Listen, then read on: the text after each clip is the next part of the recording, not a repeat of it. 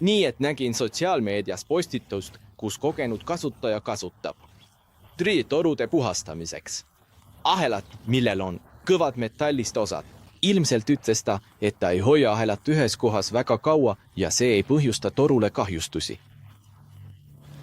Ja see pani mind mõtlema, kui kaua peaks ahelpeer torus paigal olema, enne kui see kahjustusi tekitab. Ja selles videos me saame teada. Nii et siin me oleme tüüpilisel tuulisel kaplinnapäeval. Mul on 8 varras koos raskeveokite ahelaga ja ma panen selle siia sobivusse.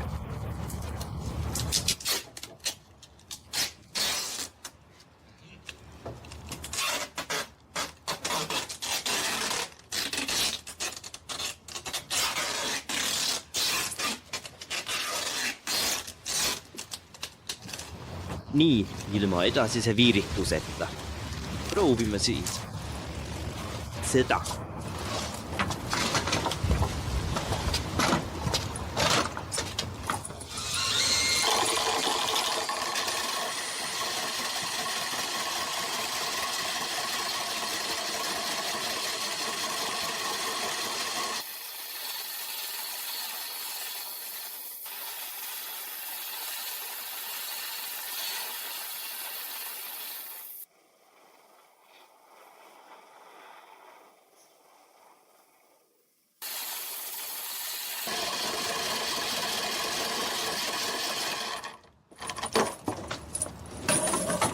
Noh, las ma võtan selle kaamera.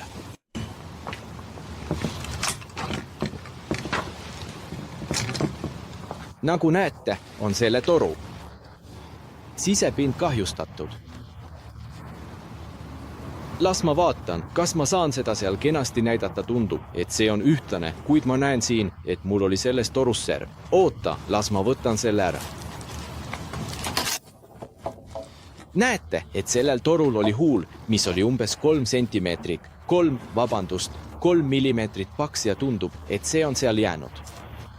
Nagu näha, on mu toru kahjustatud. Kuid kahtlustan, et see oleks tõeliselt hea, et muuta toru abrasiivseks, et saaks seda vooderda. Mul on veel üks mõte. Ma imestan, kas pöi hävitamise kiiruses oleks erinevusi, kui ma peaksin muutma võlli diameetrit. Nii et ma lähen ja teen seda järgmisena. Nii et olen jälle tagasi ja seekord on mul 12 millimeetri või poole tollise võlliga. See tippahel, tavaline ahel, vabandust. See tippahel ilma puure peaeta. See on üks agressiivsemaid ahelaid, mis meil on ja ilmselgelt on see võll, millel on kõige rohkem pöördemomenti. Nii et proovime seda.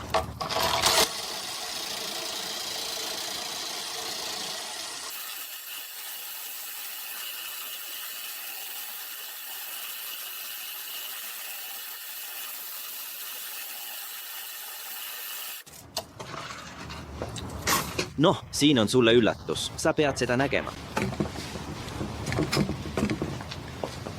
Nii et sa näed siin. See on hea. Siin väljas näete, et see on olnud kõige agressiivsem ahel, millel on terav šokk ja kõige rohkem pöördemomenti ning näete, et see on teinud natuke kahju, kuid tegelikult mitte nii palju. Ilmselgelt on see erinev. See on teistsugune pöi-tüüp, ma arvan, et kui ma ei eksi, siis on see pöi mõeldud maapinda panemiseks, samas kui teine pöi oli mõeldud tavaliste paigalduste jaoks.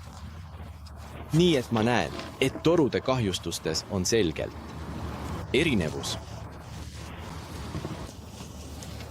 Nii et siin, see on, sõbrad, pöile, mis on mõeldud reovee liitmike jaoks, on oluliselt mõjutatud kõvametalliga ahelas, samas kui toru, mis on mõeldud maa-aluste torude jaoks, ei ole nii palju mõjutatud.